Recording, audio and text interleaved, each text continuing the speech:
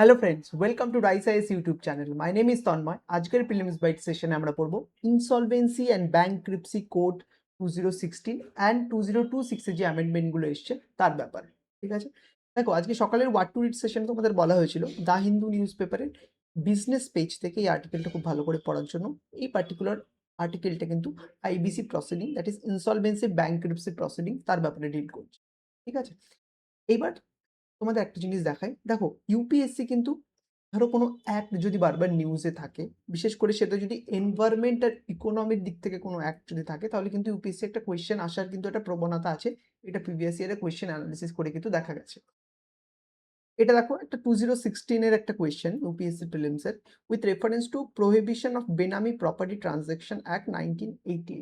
এই একটা অনেক পুরনো অ্যাক্ট, বাট ওই বছর কিন্তু এটা প্রচুর নিউজেও ছিল। ইউপিএসসি কিন্তু তার উপর কোয়েশ্চেন জিজ্ঞাসা করে। ঠিক আছে, রিসেন্ট পাস্টে ইনসলভেন্সি অ্যান্ড ব্যাংক্রিপসি কোডের উপর কোনো কোয়েশ্চেন কিন্তু জিজ্ঞাসা করা হয়নি, বাট এটা কিন্তু একটা খুব ইমেন্স একটা ইম্পর্টেন্ট টপিক। কেন এটা বলছি, দেখো আমাদের যে এনপিএ ক্রাইসিস ছিল, এখন অতটা নেই। ঠিক আছে, নন পারফর্মিং অ্যাসেট, তো সেই ক্রাইসিসটাকে সলভ করার জন্য কিন্তু ইনসলভেন্সি অ্যান্ড ব্যাংক্রিপসি কোড কিন্তু একটা রিমার্কেবল স্টেপ। এর সাথে সাথে এই পার্টিকুলার ইনসলভেন্সি অ্যান্ড ব্যাংক্রিপসি কোডের জন্য কিন্তু আমাদের যে ইজ অফ ডুইং বিজনেস তারও কিন্তু ইমপ্রুভমেন্ট কিন্তু দেখা গেছে। ঠিক আছে, তো এই কনটেক্সট মাথায় রেখে আমরা insolvency and bankruptcy code 2016 cover করব। কোন কোন ডাইমেনশনে কভার করবো আমরা প্রথমে কনটেক্সট দেখব, দেন আমরা কোড পিলার অফ ইনসলভেন্সি ব্যাংক্রিপসি 2016 তার সেগুলো দেখব। যেমন দেখো চারটে কোড পিলার আছে মেইনলি, তো সেগুলোর ব্যাপারে আমরা জানবো। জানার পর এডুকেটিং অথরিটি যেটা আছে, যেমন এনসিএলটি বা ডেট রিকভারি ট্রিবিউনাল, এগুলো কি সেগুলো আমরা জানবো। দেন ক্রি প্রভিশন অফ 2026 অ্যামেন্ডমেন্ট। বাট তার আগে আমরা যেটা পড়বো, এই যে ইনসলভেন্সি অ্যান্ড ব্যাংক্রিপসি প্রসেস, মানে আইবিসি কোডের মাধ্যমে যে লিকুইডেশন বা রেজলিউশনের যে পুরো প্রসেসটা আছে, সেটা কি আমরা সেটা ডিটেলসে জানবো। এটা কিন্তু খুব ইম্পর্টেন্ট জিনিস, যেটা তোমাদের জানতে হবে, তাহলে কিন্তু এই টপিকটার উপর ক্ল্যারিটি আসবে। এটা ছাড়া কিন্তু টপিকটার উপর ক্ল্যারিটি আসবে না। ফ্যাকচুয়াল কিছু তোমাদের কাছে ফ্যাক্টস চলে আসবে, কিন্তু কমপ্লিট ক্ল্যারিটি, কনসেপচুয়াল ক্ল্যারিটি এই আন্ডারস্ট্যান্ডিং এর পরেই কিন্তু আসবে। তারপর যেমন দেখো প্রিলিমসের একটি পার্টিকুলার এমসিকিউ আছে, যেটা তোমাদের সলভ করতে হবে প্রত্যেক দিনের মতো, আর যে আমাদের কমেন্ট সেকশনে কিন্তু জানাতে হবে। ঠিক আছে, বুঝতে পেরেছো কি কি করতে হবে। এবার আমরা কি করে শুরু করব, কি দিয়ে না, কনটেক্সট দিয়ে। কনটেক্সটে কি, দেখো রিসেন্টলি না সুপ্রিম কোর্টের একটা জাজমেন্ট এসেছিল। সুপ্রিম কোর্ট এই জাজমেন্টে কি বলছে, এই জাজমেন্টে সুপ্রিম কোর্ট এয়ারসেল, আগে যে একটা সিমের কোম্পানি ছিল না, তোমরা সবাই জানো, সেইটা লিকুইডেশন নিয়ে ডিল করছে। তো এই জাজমেন্টে, মানে এই এয়ারসেল রিলেটেড জাজমেন্টে সুপ্রিম কোর্ট বলেছে যে এই টেলিকম প্রোভাইডারদের যে স্পেকট্রাম আছে, ঠিক আছে, সেই স্পেকট্রাম কিন্তু তাদের কোনো অ্যাসেট না। বোঝা গেল? এটা কিন্তু একটা রিমার্কেবল জাজমেন্ট। এই যে স্পেকট্রামের যে ওনার, সেটা government of India on the behalf of citizen of India. ঠিক আছে, এখানে দেখো একটা বলা আছে, telecom spectrum being a public resource own by union of Indian trust of in trust for the people. ঠিক আছে, এই যে স্পেকট্রামের ওনারকে গভর্নমেন্ট অফ ইন্ডিয়া, এটা জাস্ট লিজে দেওয়া হয় টেলিকম প্রোভাইডারকে। তো ইনসলভেন্সি ব্যাংক্রাপসি যে প্রসিডিংয়ে হবে, সেই প্রসিডিংয়ে কিন্তু স্পেকট্রামকে অ্যাজ এ অ্যাসেট হিসাবে কিন্তু ইউজ করা যাবে না। আর এই যে পার্টিকুলার জাজমেন্টটার ক্ষেত্রেই কিন্তু এসবিআই, যে কিনা অ্যানাদার ফাইন্যান্সিয়াল ক্রেডিটার আছে ওই পার্টিকুলার যে রেজলিউশন প্রসেসটা আছে সেখানে, তো সুপ্রিম কোর্টের এই রায়টার বিরুদ্ধে কিন্তু পিটিশন করেছে, রিভিউ পিটিশন কিন্তু ফাইল করেছে। এবার তোমরা হয়তো অনেক নতুন নতুন টার্ম জানলে, যে ফাইন্যান্সিয়াল ক্রেডিটার, ঠিক আছে, ইনসলভেন্সি প্রসিডিং, রেজলিউশন, আচ্ছা কি এই জিনিসগুলো, এটা তো আমরা কনটেক্সট বুঝলাম। তার জন্য কিন্তু এই টার্মগুলো, এই কনটেক্সটটা তখনই তোমরা কমপ্লিটলি বুঝতে পারবে যখন এই প্রত্যেকটা টার্ম তোমাদের কিন্তু ক্লিয়ার হবে। আরে এই পার্টিকুলার যে লেকচারটাতে কিন্তু সেটাকেই আমি ক্লিয়ার করার তোমাদের চেষ্টা করব, যাতে এটা এটা যখন হয়ে যাবে, লেকচারটা কমপ্লিট হয়ে যাবে, তারপর না এগেন এসে এই কনটেক্সটটা পড়বে, দেখবে একদম ক্রিস্টাল ক্লিয়ার হয়ে যাবে। ঠিক আছে, তো এমনি ব্রিফলি বুঝতে পারলে এবার আমরা আসি ফার্দার ডিসকাশন। দেখো core pillar of insolvency and bankruptcy code 2016 কি কি আছে, বাট তার আগে এটা জেনে নাও, কোর পিলার জানার আগে, যে এই আইবিসি কোডটাকে আনা কেন হলো। দেখো কিছু বছর আগেও না আমাদের দেশে না এনপিএ ক্রাইসিস কিন্তু একটা মেজর, কিন্তু একটা ফাইন্যান্সিয়াল সিস্টেমের জন্য কিন্তু সেটব্যাক ছিল, নন পারফর্মিং অ্যাসেট। এখানে কি হতো, কোম্পানি যে বড় বড় কোম্পানি আছে, ঠিক আছে, এই কোম্পানিগুলো ব্যাংকের কাছ থেকে বা অন্যান্য ফাইন্যান্সিয়াল ক্রেডিটারদের কাছ থেকে প্রচুর লোন নিত, কিন্তু লোন নেওয়ার ফলে সেই লোনের ডিফল্ট করে যেত, লোনগুলো আর চোকাতো না। ঠিক আছে? আর আমাদের যে রেজোলিউশন প্রসেস ছিল, যে ইনসলভেন্সি প্রসেস ছিল, সেটাও কিন্তু প্রপারলি ডিফাইন ছিল না। এর ফলে কি হতো? এনপিএ ক্রাইসিস কিন্তু ধীরে ধীরে বাড়তে যাচ্ছে। আর এটা কিন্তু আমাদের ফাইন্যান্সিয়াল সিস্টেমের জন্য খুব নেগেটিভলি এফেক্ট করছিল। ঠিক আছে? তো এই প্রবলেমটাকে সলভ করার জন্যই কিন্তু ইনসলভেন্সি ব্যাংক্রাপসি কোড 2016 এ কিন্তু আনা হয়। ঠিক আছে? আর এটা কিন্তু যে এক্সিস্টিং ফ্রেমওয়ার্ক আছে, যেমন সারফারেসি অ্যাক্ট, ঠিক আছে? এসআইসিএ, ঠিক আছে? এগুলোকে কিন্তু স্ট্রেংথেন করবে বা কনসলিডেটও করবে। ঠিক আছে? এইবার আসি আমরা 4 পিলার অফ ইনস্টিটিউশনাল ইনফ্রাস্ট্রাকচার, যে এর যে কোর পিলার সেগুলোতে আসি। দেখো, প্রথমে যেটা তোমাদের জানতে হবে যে ইনসলভেন্সি প্রফেশনাল, এই পার্টিকুলার পুরো প্রসিডিংটাতে কিন্তু ইনসলভেন্সি প্রফেশনাল যারা আছে তারা কিন্তু খুব ইম্পর্টেন্ট একটা রোল প্লে করে। এবার কারা ইনসলভেন্সি প্রফেশনাল কি রোল প্লে করে সেটা কিন্তু আমরা এই প্রসেসটার মধ্যে দেখি, বাট টার্মটা জেনে রাখো ইনসলভেন্সি প্রফেশনাল। আর এরা কারা? Licence professional who take the management of ডেটার। ঠিক আছে? এই ডেটারের তরফ থেকে কিন্তু কোম্পানি ম্যানেজ করে। যখন প্রসেসটা পড়বো আরো ক্রিস্টাল ক্লিয়ার হচ্ছে। এছাড়াও ইনসলভেন্সি প্রফেশনাল এজেন্সি, এরা কারা? এই ইনসলভেন্সি প্রফেশনাল আছে না, তাদের এনরোল করা, মনিটর করা, এটা রেগুলেটরি বডি যাদের এটা হচ্ছে তাদের কাজ। এই ইনসলভেন্সি প্রফেশনালদের এনরোল বা মনিটর। তাছাড়াও ইনফরমেশন ইউটিলিটিস, এটা কি centralised repository that maintain electronic record of contractual life. Electronic record maintain করে লাইবিলিটি অ্যান্ড এভিডেন্সের। যেটা আমাদের সবথেকে এই ৩ টের মধ্যে ইম্পোর্টেন্ট, যেটা তোমাদের মনে রাখতেই হবে। এগুলো তোমরা নাও মনে রাখতে পারো, বাট ইনসলভেন্সি প্রফেশনাল কিন্তু তোমাদের মনে রাখতে হবে। ঠিক আছে? তারপর যেটা আসছে সেটা another most important, insolvency and bankruptcy board of India. এই দুটো কিন্তু সবথেকে বেশি ইম্পর্টেন্ট তোমাদের যেটা মনে রাখবে।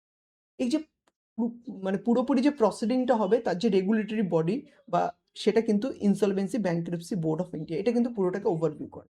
Apex regulator overseeing the entire ecosystem. বোঝা গেল?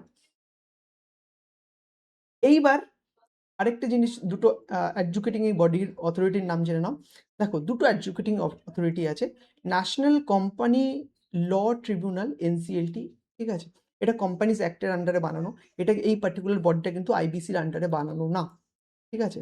এটা কোম্পানিজ অ্যাক্ট 2013 এর আন্ডারে কিন্তু এই পার্টিকুলার বডিটা বানানো। আরেকটি আছে ডেট রিকভারি ট্রিবিউনাল। দেখো, companies national company law tribunal, এই যে বডিটা আছে, এটা যখন কোনো কোম্পানি বা লিমিটেড লাইবিলিটি পার্টনারশিপ তাদের যখন ইনসলভেন্সি হয়, সেটা কিন্তু এই ন্যাশনাল কোম্পানি ল ট্রিবিউনালের হাতে আসে। আর যখন ইন্ডিভিজুয়াল বা পার্টনারশিপ ফার্মের ইনসলভেন্সি হয়, প্রসিডিং চলে, সেটা আসে ডেট রিকভারি ট্রিবিউনালের কাছে। মানে দুটোর কিন্তু এরিয়া প্রপারলি ডিভাইড করে দেওয়া আছে। বোঝা গেল? এইবার আমরা আসি কি প্রভিশন 2026 অ্যামেন্ডমেন্ট। বাট এটা তো তখনই আমরা বুঝতে পারবো যখন আমাদের কাছে পুরো ক্ল্যারিটিটা থাকবে ইনসলভেন্সি ব্যাংক্রাপসি। ঠিক আছে? কিভাবে কাজ করে। তার জন্য আমাদের কি করতে হয়? তার জন্য কিন্তু তোমাদের জন্য দেখো আমি একটা ডায়াগ্রামেটিক্যালি রিপ্রেজেন্টেশন নিয়ে এসেছি। এটা কিন্তু একদম বুঝলে কিন্তু ক্রিস্টাল ক্লিয়ার হয়ে যাবে। দেখো, সিম্পল ভাবে বোঝো। এই হচ্ছে একটা কোম্পানি। ঠিক আছে? কোম্পানিটাকে তুমি যেকোনো কিছু মনে রাখতে পারো, যেমন স্টিল কোম্পানি। ঠিক আছে? এই স্টিল কোম্পানিটা কি করেছে? যে না, নিজের বিজনেস এক্সপান্ড করার জন্য প্রচুর জায়গা থেকে কিন্তু লোন নিয়েছে। ঠিক আছে? এইবার কোনো কারণে স্টিল কোম্পানিটা ফেল হয়ে গেছে। মানে ঠিকঠাকভাবে চালাতে পারেনি, বিজনেস মডেলটা ফেল হয়ে গেছে। তার জন্য কি হলো? যে তাদের যে লোন নিয়েছিল এত, ধরো প্রচুর লোন নিয়েছে, সেটা কিন্তু ডিফল্ট করা আস্তে শুরু করতে। এবারে লোন ডিফল্ট করা যখন শুরু করতে থাকে, স্টোরি ফরম্যাটে বলছি, লোন ডিফল্ট করা যখন শুরু করতে থাকে, আর এই ডিফল্টের অ্যামাউন্ট যখন 1 crore কিন্তু পার হয়ে যায়, তখন কিন্তু এই আইবিসি যে প্রসিডিং আছে সেটা কিন্তু ইনিশিয়েট করা যায়। তা বুঝলে? যে এই স্টিল কোম্পানিটা যখন লোন ডিফল্ট করবে আর ডিফল্টের অ্যামাউন্ট 1 crore হবে, তখনই ইনিশিয়েট করে। তো initiation of the insolvency proceeding. Initiation কিভাবে করা হয়? না, এনসিএলটি, যেটা প্রথমেই পড়েছিলাম, adjudicating authority, national company law tribunal, ঠিক আছে? সেখানে যেয়ে কিন্তু ইনিশিয়েশন করতে হয়। কথা হচ্ছে এবারে ইনিশিয়েশন কারা করতে পারবে? ঠিক আছে? সেটা কিন্তু তোমাদের এই পয়েন্টটা বুঝতে হবে। দেখো, ৩ ধরনের কিন্তু ৩ টে টাইপ আছে। দেখো, প্রথম হচ্ছে financial creditor, operational creditor and corporate debtor. এরা কিন্তু ইনিশিয়েট করতে পারে ইনসলভেন্সি প্রসিডিং। ফাইন্যান্সিয়াল ক্রেডিটর কারা? যারা এই কোম্পানিটাকে লোন দিয়েছে in the form of money. ঠিক আছে? তারা কিন্তু ফাইন্যান্সিয়াল ক্রেডিটর। অপারেশনাল ক্রেডিটর কারা? ধরো কোনো র ম্যাটেরিয়াল বা রিসোর্স সাপ্লাই করেছে। ফর এক্সাম্পল ধরো কেউ আয়রন সাপ্লাই করেছে, তারা কিন্তু অপারেশনাল ক্রেডিটার হয়ে যাচ্ছে। আর কর্পোরেট ডেটার মানে হচ্ছে এই কোম্পানিটা নিজেই যখন দেখলো যে আমি ডিফল্ট করে গেছি, আমি লসে চলে যাচ্ছি, এবার কোম্পানিটা মানে ডাউনগ্রেড করছে, তো সে কিন্তু নিজেই এই কর্পোরেট ডেটার কিন্তু নিজেই এই এনসিএলটিতে যে কিন্তু ইনিশিয়েশন ইনসলভেন্সি প্রসেসের যে ইনিশিয়েশন সেটা কিন্তু বিগিন করতে পারে। বোঝা গেল? এইবার তো ইনিশিয়েশন হয়ে গেল এনসিএলটিতে। এইবার আসছে এনসিএলটি রোলে আসছে। প্রথমে তো এনসিএলটি অ্যাডমিট করলো, ঠিক আছে? তারপরে কি আসছে, এনসিএলটি কিন্তু মোরাটোরিয়াম লাগিয়ে দিচ্ছে, মানে ওই অ্যাসেটের উপর কিছু রেস্ট্রিকশন লাগিয়ে দিচ্ছে। বাট তার থেকেও বেশি যে ইম্পর্টেন্ট সেটা হচ্ছে NCLT interim resolution professional IP এদের কিন্তু অ্যাপয়েন্ট করে, ঠিক আছে? এখানে তখন আমরা পড়েছিলাম ইনসলভেন্সি রেজলিউশন প্রফেশনাল, ঠিক আছে? এই ইনসলভেন্সি প্রফেশনাল, ঠিক আছে? এই ইনসলভেন্সি প্রফেশনালদের কিন্তু এনসিএলটি অ্যাপয়েন্ট করে। বোঝা গেল? এইবার এই ইনসলভেন্সি প্রফেশনাল তাদের কাজ কি হয়? সে কি করে, এই কোম্পানিটার যে বোর্ড অফ ডাইরেক্টর আছে তাদের কাছ থেকে ম্যানেজমেন্টের ক্ষমতা নিয়ে নেবে এই ইনসলভেন্সি প্রফেশনাল। বোঝা গেল? এইবার বোর্ড অফ ডাইরেক্টরের কাছ থেকে যখন ক্ষমতাটা নিয়ে নেওয়ার পর সে কি করবে, এই ইনসলভেন্সি প্রফেশনালের দ্বারা একটা কি করা হয় যে কমিটি অফ ক্রেডিটার কিন্তু স্ট্যাবলিশ করা হয়। মানে এই কোম্পানির যত মেজর ডিসিশনগুলো হবে এখন থেকে কিন্তু insolvency professional with the help of this committee of creditor নেবে। বোঝা গেল? আর এই কমিটি অফ ক্রেডিটারে কিন্তু অনলি ফাইন্যান্সিয়াল ক্রেডিটারই থাকবে, এই অপারেশনাল ক্রেডিটার যাদের কথা বললাম তারা কিন্তু থাকবে না। কমিটি অফ ক্রেডিটারে কারা থাকবে? Financial creditor. তাহলে বুঝলে, ইন্ট্রিয়াম